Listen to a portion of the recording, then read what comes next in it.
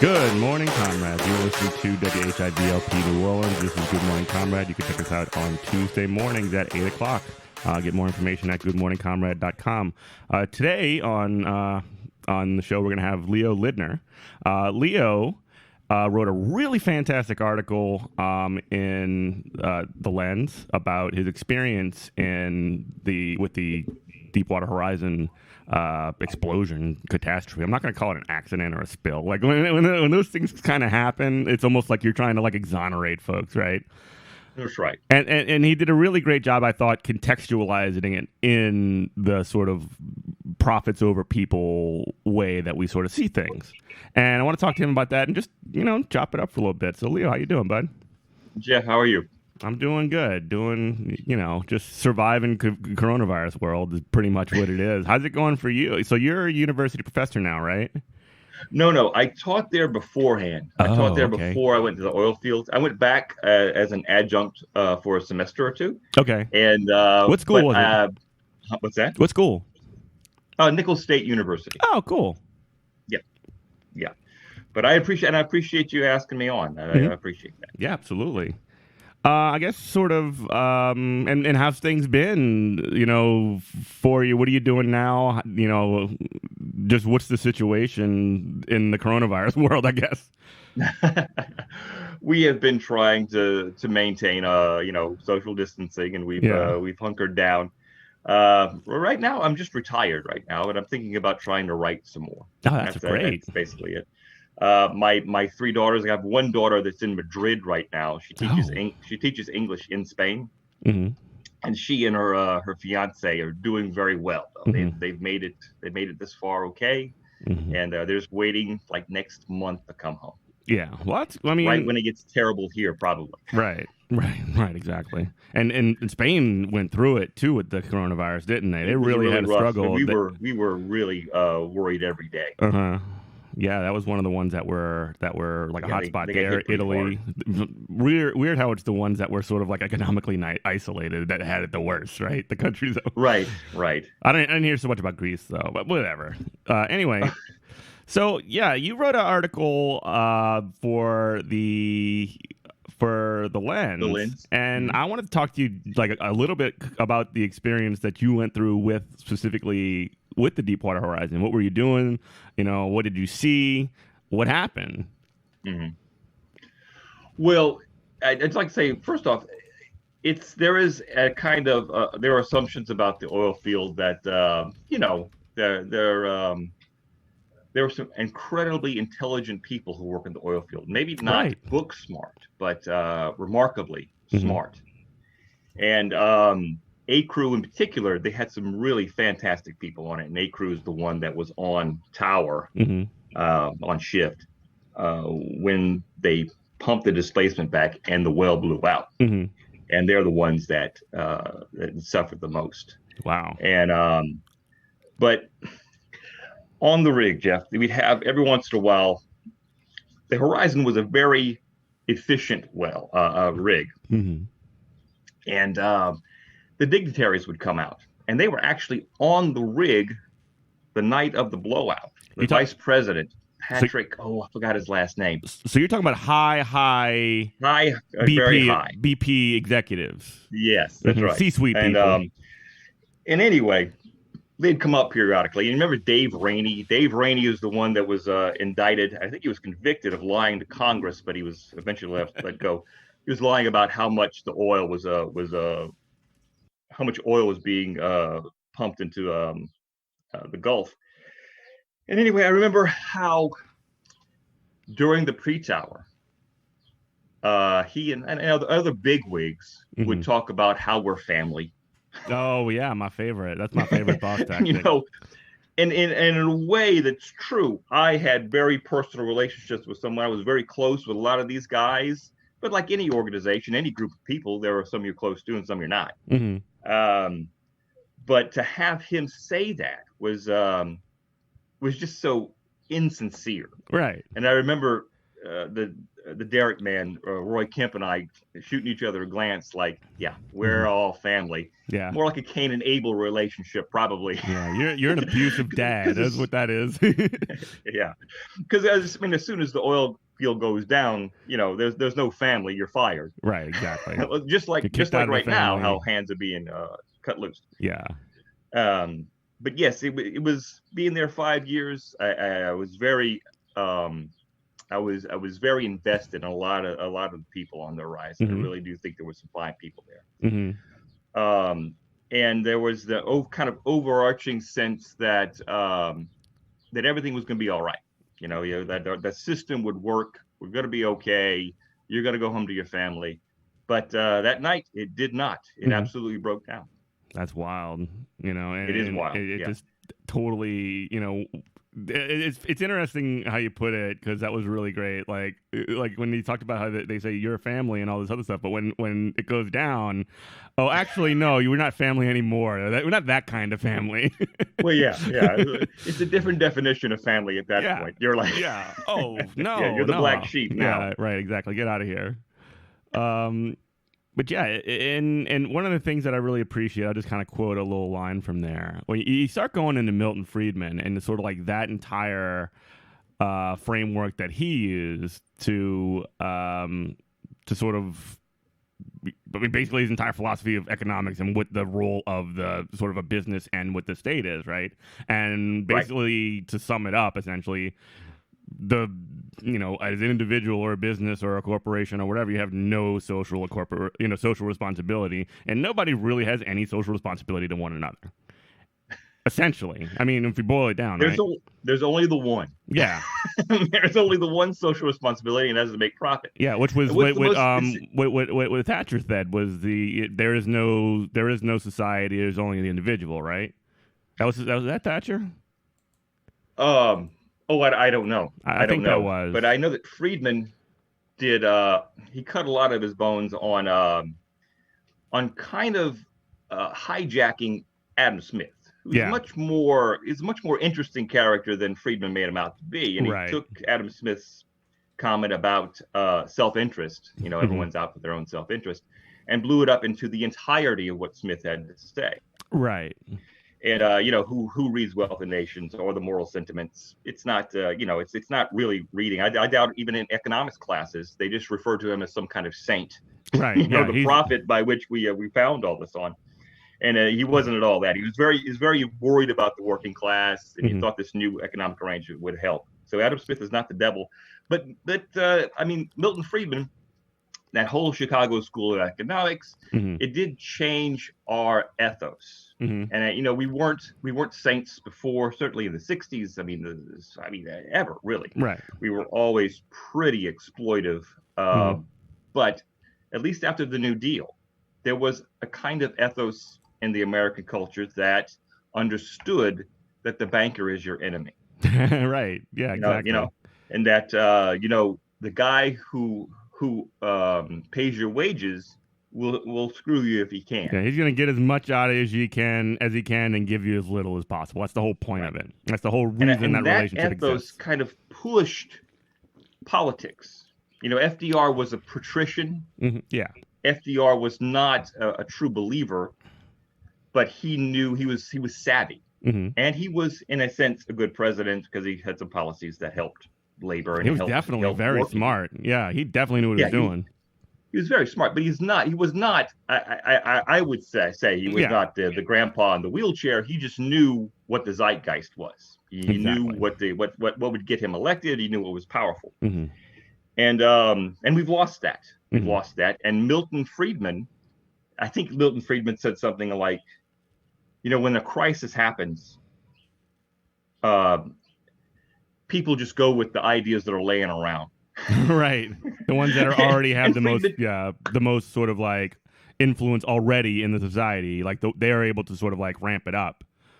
Yes, that's right. That's right. And I think either Warren Buffett or Friedman. I should have looked it up, but Friedman, he did popularize a way of looking at business as being singular. And even in that little essay that I quoted from, he talks about, yes, we need to follow the laws and the mores, but the only responsibility a corporation has or business has is to create profit. Right. And of course, when you have corporations that are really political entities, they pour their influence into political process. You could see it in our state, certainly with oil, but you can see it in almost every sector. The law becomes theirs, and so you could see how it goes from the 60s with relative power on the part of labor to almost none now. Yeah. Matter of fact, my father was in a union. He worked at a paper mill. Oh yeah. And years later when he retired, he was talking about how unions are terrible. Unions are just unions killed the paper mill. Right. I said, Dad, without the union, you wouldn't have all the things you have. But he said, no, he was absolutely committed to it because our way of thinking has utterly changed. Yeah, and that goes along a lot with that family discussion you were talking about a little bit. Oh yeah, the boss is your dad, and like the union is like some stranger that you're not supposed to be talking to. They're coming in and trying to like act like replace part of the family or something. They have replaced an actual living wage with sentimentality. Yeah, exactly. Yeah, they just spin a yarn at you. What's that? They just spin a yarn at you. Just tell you stories. That's right. We're all family here. Yeah. Right. But I look at Friedman and I look at that Chicago School of Economics as a turning point in at least the way we look, the way the American populace has suffered. And Reagan, working class loved Reagan because he was a cowboy, and they see themselves as a rugged individual, and they want to. But we've lost that sense that we live in a very hierarchical society, and the guy that is your ally is the guy who's poor like you, and, right? So.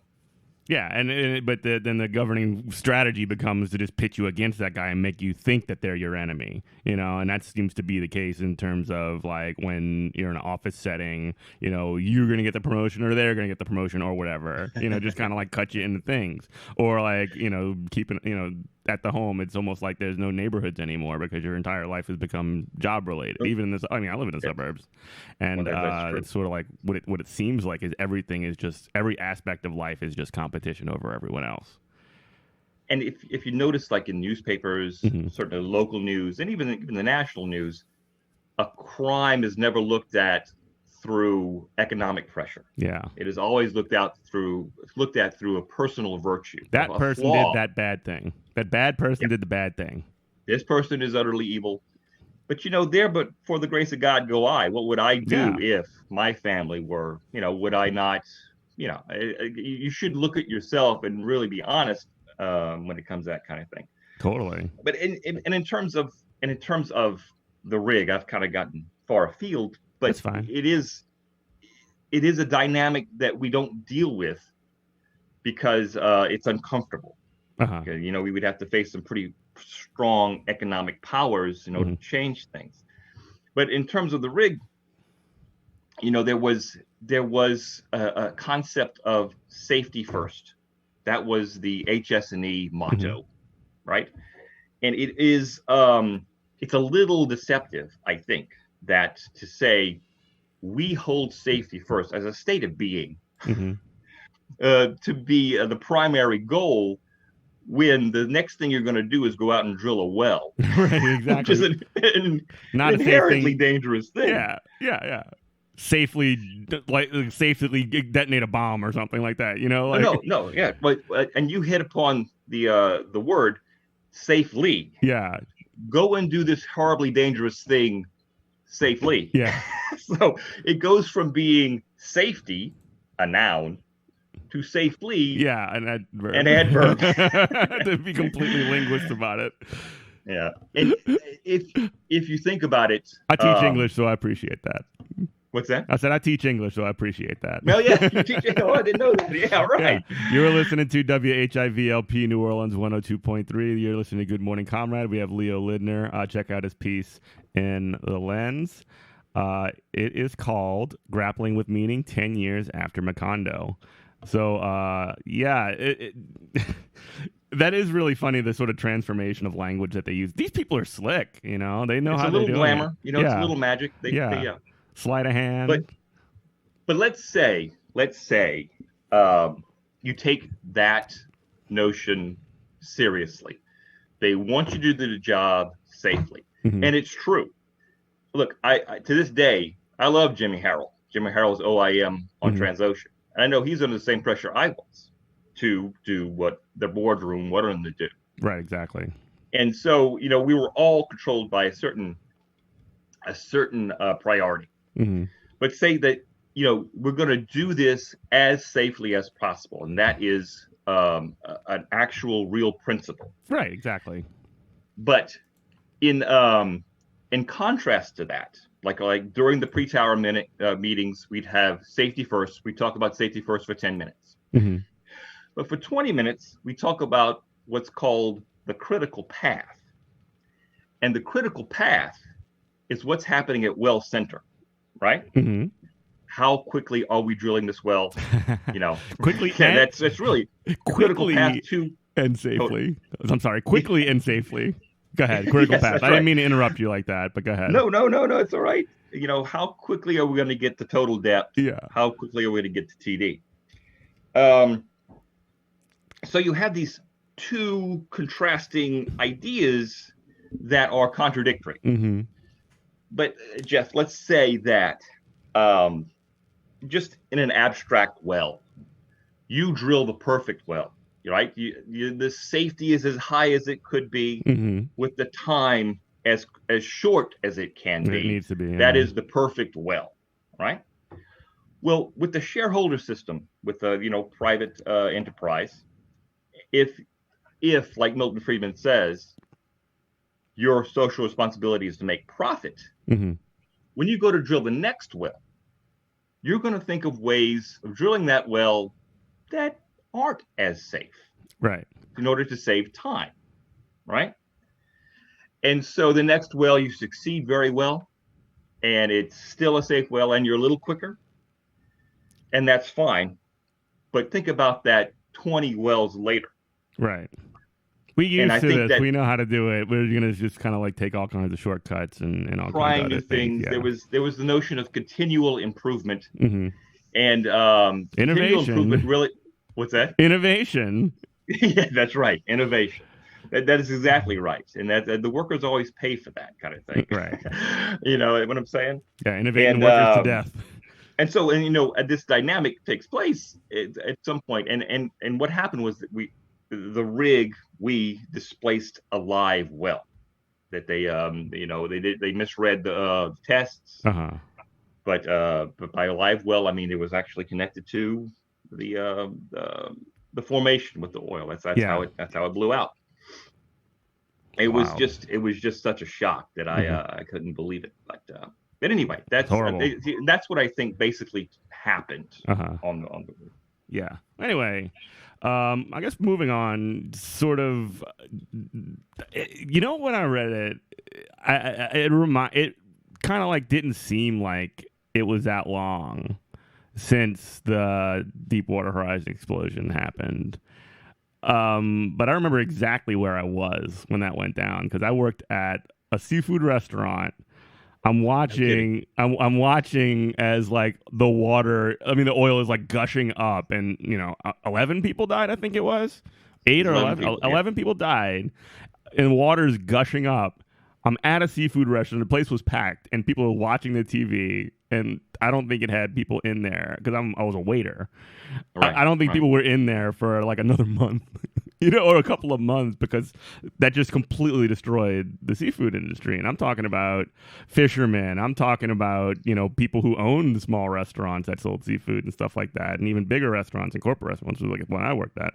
It was a really upsetting time and a really like unsettling, like physically or in an economic sense.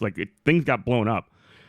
I can't imagine the misery that it caused. Yeah. I mean, I really can't. I really can't. I hate the. I still feel, I still feel a certain guilt, even though I wasn't Didn't do nothing, liable or anything. But the guilt of that happening. We went to clean up the beach one day. This is like 2-3 years ago, and there are still patties there. There are still these oil patties Jesus. on the beach, and it's, jeez.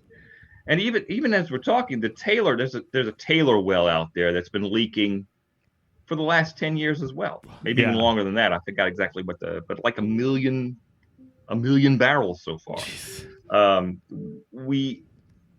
It doesn't have the optics of the Horizon, but it is, that's the kind of thing that's destroying the environment. Mm-hmm. Yeah, it's a wild time. I also remember that they had this sort of like relief fund that came up where they would just essentially buy people off and say, hey, here's cash now because you need it. And by the way, you can't sue us now. And I ended up having to take that money because I had no other way to sort of survive, and I know countless others did as well.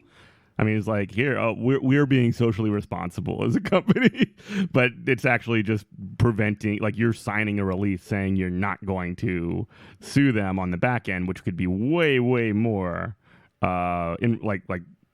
costly for the company and a good way for people to exercise their rights and stuff like that. I'm going to make a distinction here between BP employees and BP as an entity, as a corporation. Sure. There are company men that I truly do respect, and I would go drill a well with, Dwight Nunley and Ronnie Sepulveda, two company men that are I think very highly of. Well, I may not be in the drilling business anymore, but if I were to have to, those would be the guys I'd want to. But as an entity, as a corporate entity, BP got away with a great deal. I think the fine for the civil suit was $20 billion, and $15 billion of that, the government gave them a tax write-off. So, I mean, the populace, the citizens paid the civil suit for BP. Yeah, that they got bailed out. That's a bailout, letting them write it off on their taxes. That's a straight up bailout, isn't it?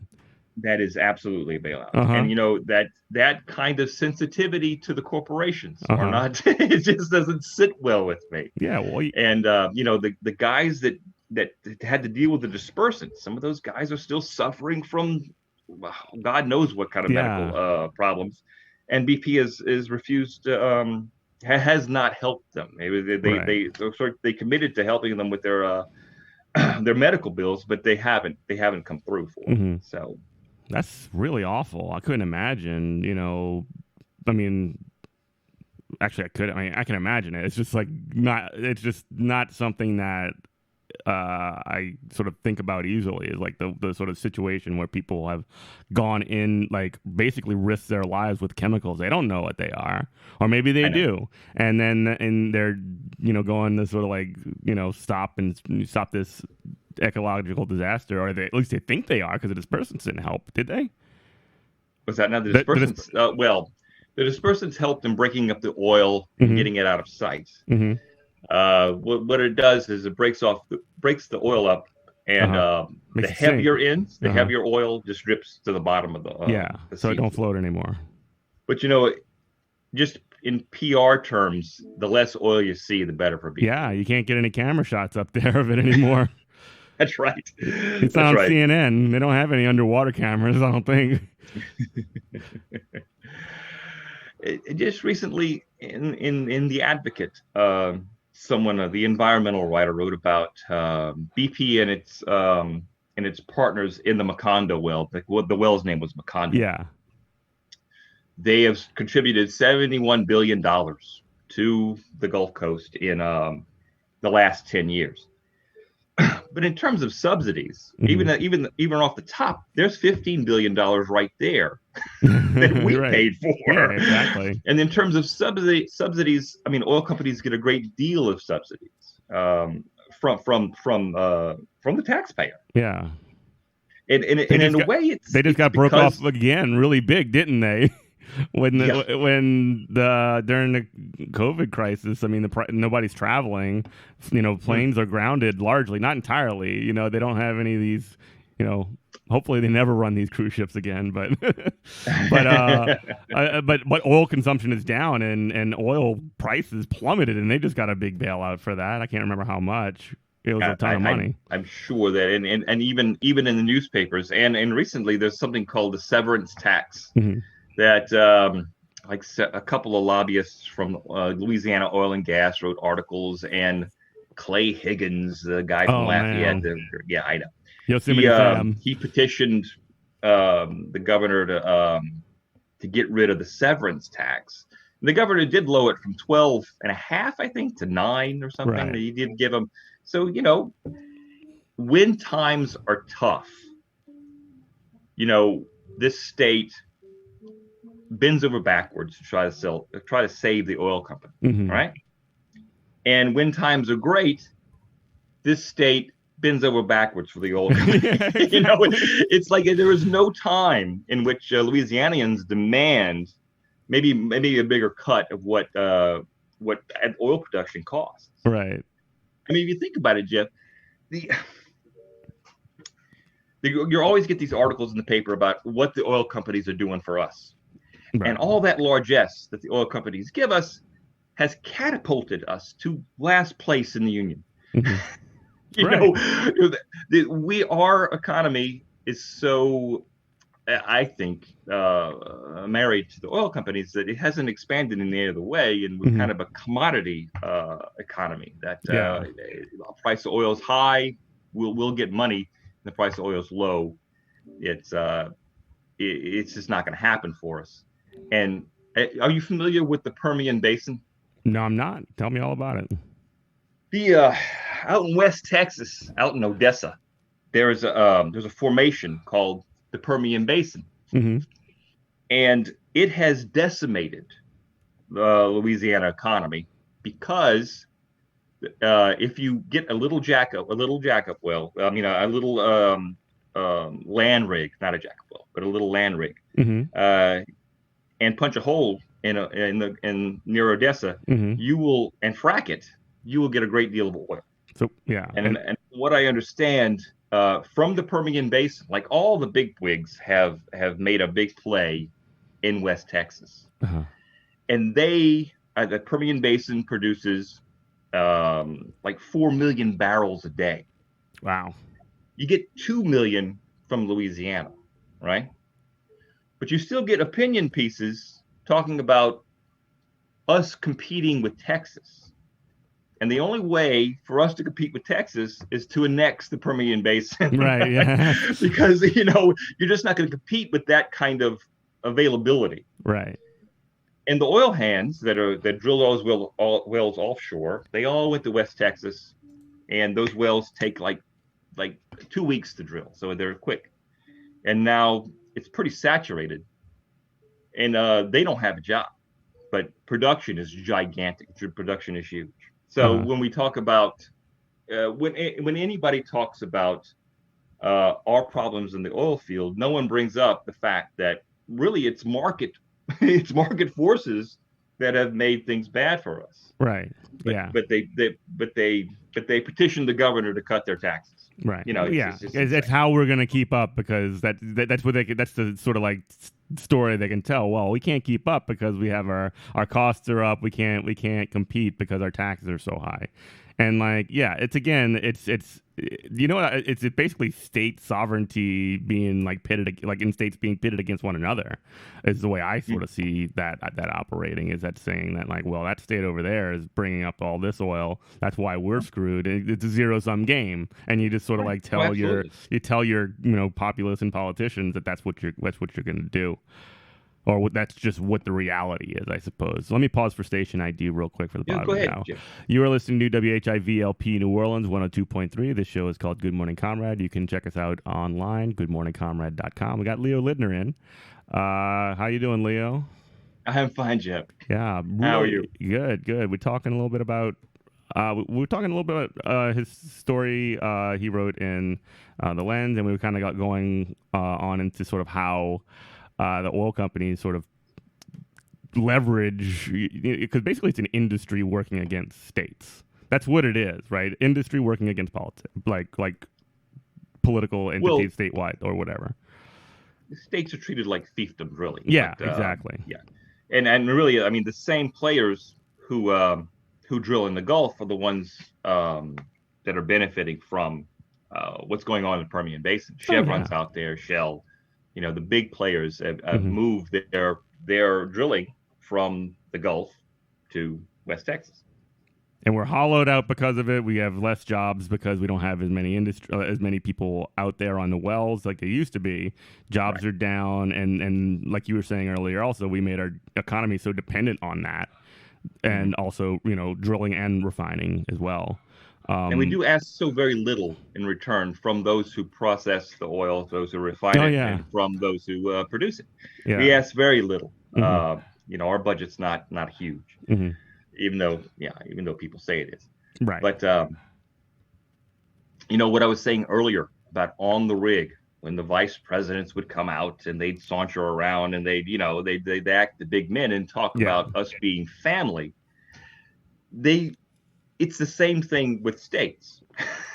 As soon as there's a huge there's a huge well of oil in Texas, they're all going to Texas. There is no personal relationship here, because their responsibility is to make profit. Exactly. Yeah. In spite of workers, and in spite of the government, in spite of people. I mean, you're basically material for them to get to their goal. And if you're in the way, guess what? See you later. We are a means to an end. The oil field workers are a means to an end. Right. Yeah. So anyway, and I grew up in Chalmette. There was actually, it's funny. My dad was like friends with the guy who ended up becoming the Murphy Oil president or vice president or whatever. Just like, no kidding. Lord mercy, how did this happen? It's like one of those weird things. It's just sort of, I don't know. St. Bernard is an interesting place for that reason, because that place is so wrapped up in that ExxonMobil / Murphy or Valero. I think it's Valero now. But it's just sort of like one of those places where a lot of people either work there at the refinery, or they were going to, go work at, it used to be Kaiser, but I mean, that's not there no more. There was a lot of folks that would work at Folgers or Domino Sugar, which are still there. Oh, yeah. A lot of working folks in St. Bernard, just a real classic working class town. I know, and it's hard for people to conceive that they're not serving your best interest or the best interest of the state, because the job pays so well. And I myself, I worked at nickel states, and I enjoyed my job, and I enjoyed the kids, but I was getting paid. My I was going to have to feed my daughter's bologna for the next time. Especially the way education's been going the past 30 years. I mean, higher education, they've been cutting, and essentially turning schools into profit makers. Yeah. My old friends at the university, they're pretty demoralized. They're just waiting to retire. Yeah. I mean, but I do remember talking about cutting the universities. That Bobby Jindal, who cut $1 billion from he cut $1 billion from the university. I remember his response to the Deepwater Horizon. I don't know if you remember this, but there were PR commercials where he was in shirt sleeves rolled up, and he was out there with a piece of PVC pipe connected to a pump and sucking up some oil. And and I think I guess, after the morning meeting, he'd drive down to Fouchon, get out there in the marsh, start sucking up oil. That's what he did all day, no doubt. But it was just such a crass example of stagecraft that still sticks with me. And there was a lot of posturing at that time. Nungesser, we were on was it the Haas Dakota? That was a supply boat, I think that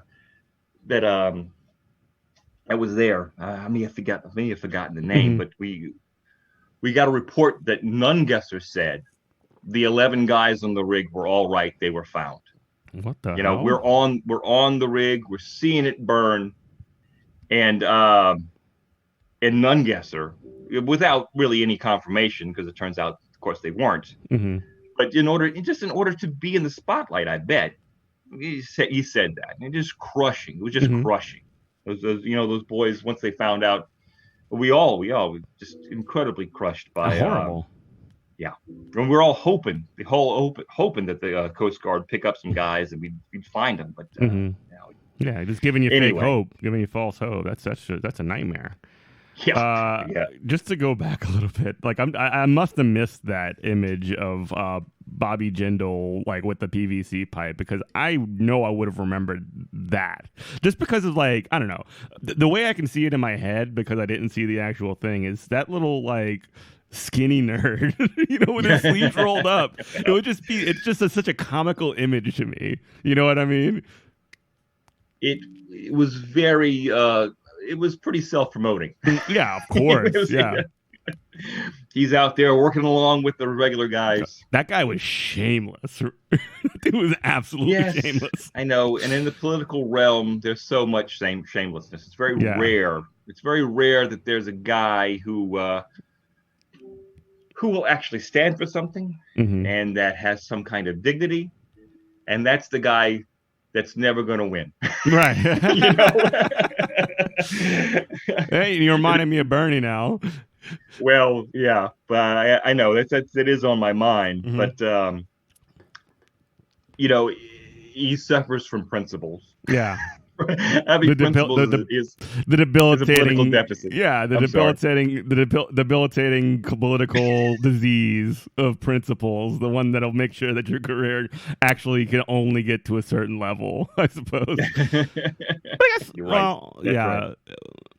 I think about it, because you mentioned FDR and the sort of like, I actually had Harvey Kay on this show. He's a professor from the University of Wisconsin Green Bay, and he writes about like, American, like, its history of radicalism and things like that. Really cool guy, political economy professor mostly. And he kind of like,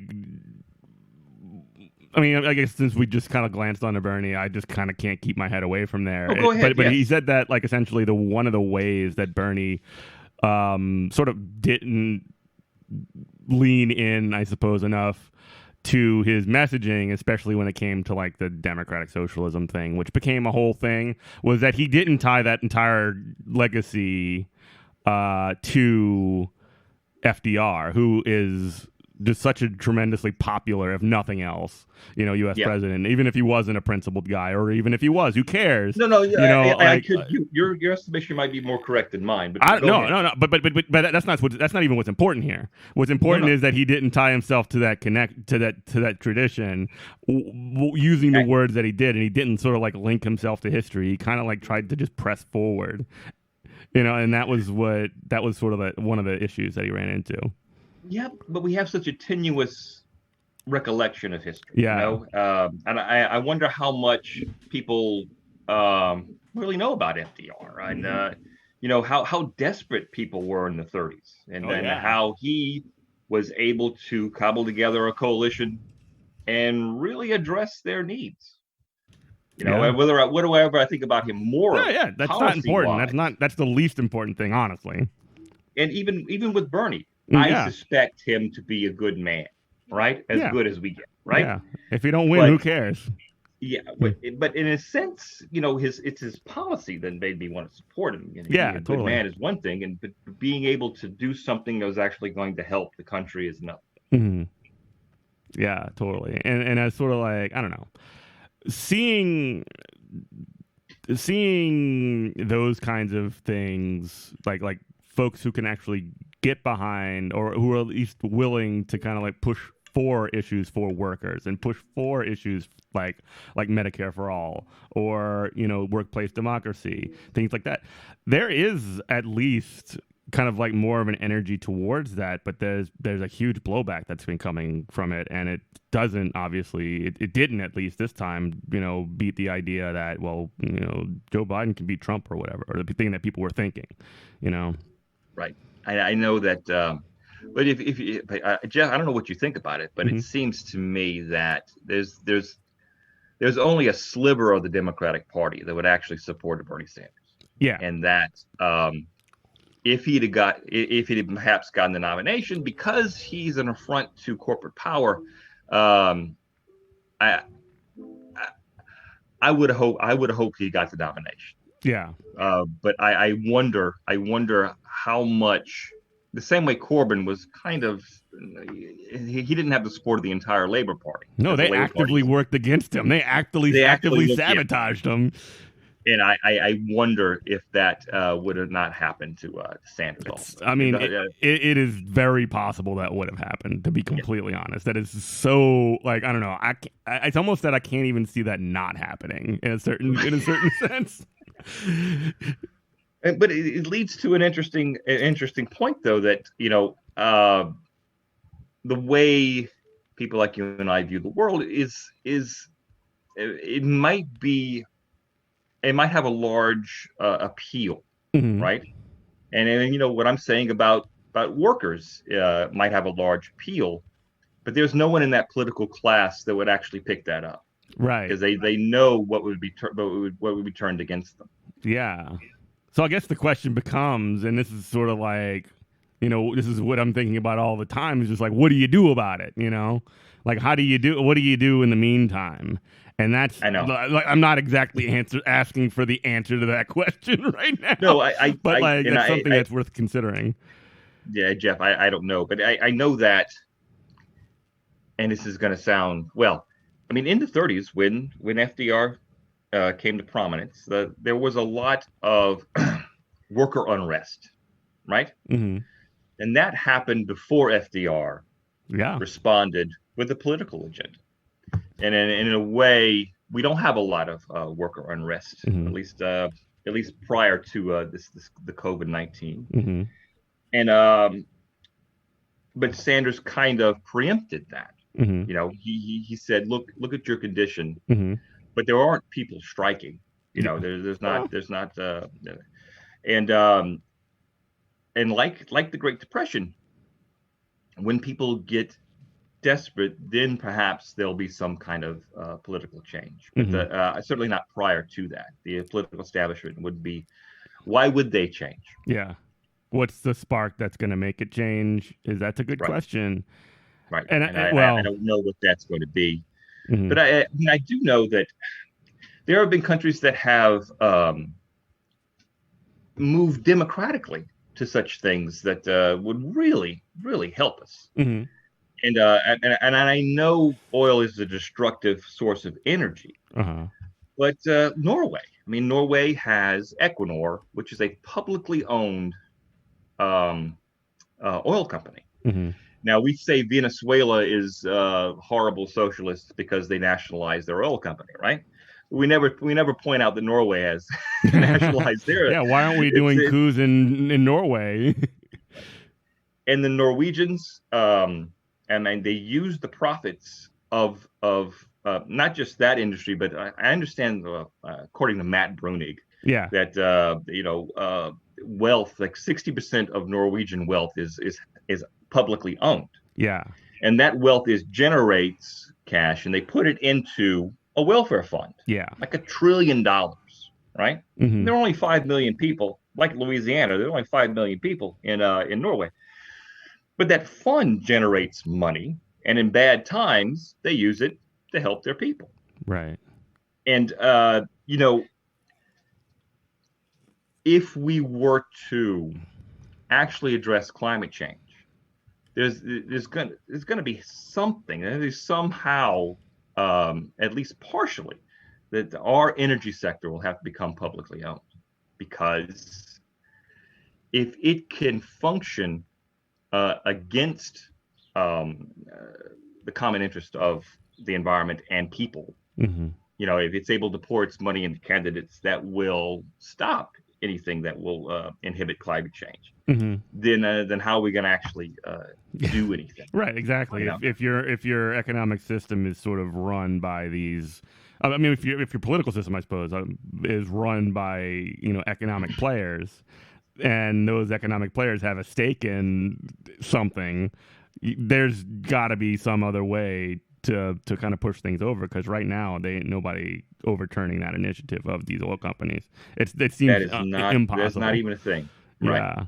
Yeah. Let me pause real quick for station ID one last time. You listen to WHIVLP New Orleans 102.3. It's Good Morning Comrade. We have Leo Lindler on the show. So yeah,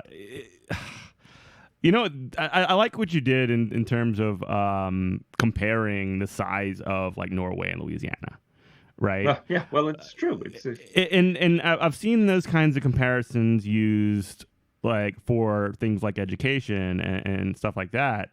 I suppose one distinct difference that maybe, and I'm playing a little bit of jazz here, so maybe you could just kind of come along with me. Go ahead. But like the difference is that one of the big differences is that Norway is sovereign and can do those things, but if a governor in Louisiana tried to do that, they would be stopped by some kind of federal something, Right. And that's something that's really there's no way. Yeah, there's no way that can happen at the state. Yeah, okay. But it's sort of like interesting, sort of like exploring these kinds of differences and sort of thinking about like, well, why is that the case? And sort of like thinking about it in those terms. I don't know. I find that kind of stuff really interesting. No. That's absolutely correct. I was just talking about in terms of numbers of people. Yeah, totally. Equinor, which it's like the 10th largest. It's not a huge oil company, but in the North Sea, they really do have the North Sea, and that has created a great deal of wealth for just ordinary Norwegian people. And we, with the private, the private sector has control of our energy sector. It doesn't really help us. Maybe Alaska. In Alaska, they get a check, right? Yeah, like $1,000 a year. They do have a sovereign wealth fund, but it's a very small amount of money. That's right. So you have a little socialism there, but, as a treat. But I'm just talking about it in general, that when you talk about opinion pieces, and when you talk about people talking about it in the news or whatever, or any kind of political debate, you never start with the basic idea that these oil companies lease public land. These are oil leases that are owned by Department of Interior, right? Yeah, the Department of Interior. That's right. And it's owned by taxpayers, and they're leasing the land, given the mineral rights. So the oil they're pumping out is our oil. Now, typically in the news, you talk about oil independence. America's now oil independent. That's not our oil. That is Exxon's oil. Right. that is Chevron's oil. That is not the American citizens' oil. Right. The same way the Norwegian can say it. Right. These are international companies that will base themselves anywhere in the world as long as it keeps their taxes down. No, no kidding. But in terms of the benefit that the oil generates, it goes into private hands, and the oil companies are basically middlemen. Right? They're selling us our own oil. Right. I think it's at least a way of approaching the conversation it's never dealt with publicly. Yeah, and that is something like we started just calling it the people's oil or something like that. That could probably change the way, and that might just get shot down immediately. But it was just sort of like the taxpayers. They call it the taxpayers' oil, right? That would be our oil. Yeah.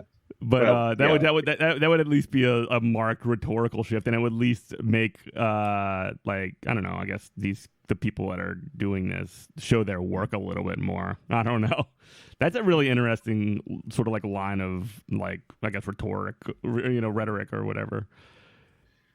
Yeah, and in terms of the climates, I mean, if oil production is in private hands, then how do we stop using less of it? Yeah. Or do we? Even if we didn't want to, we're not. Right. Even if we didn't want to do it, we're not in a position to make whatever decision is going to happen. We don't even have the choice to destroy the planet or not. It's just gonna. Right. Somebody else is steering the ship. That choice is in private hands. Yeah, and, dad's hands. But it's gonna take some catastrophic thing that is, no doubt going to happen, and maybe public sentiment will change, and but I do hope that. Yeah. And two, in terms of the way the hierarchy works on the rig, if there were another entity that had some power that's not beholden to a corporation, like a union, then perhaps there would be some pushback on decisions about how the well is being drilled and how that kind of thing. You know what I'm saying? Yeah. That worker safety would actually be worker safety would at least be in contention of being an issue, as opposed to being controlled by an HS&E program that is largely, they really do want to be safe, but a lot of it is a generation of paper. Right. So I guess that brings it to an interesting question that you might know about based off of your experience.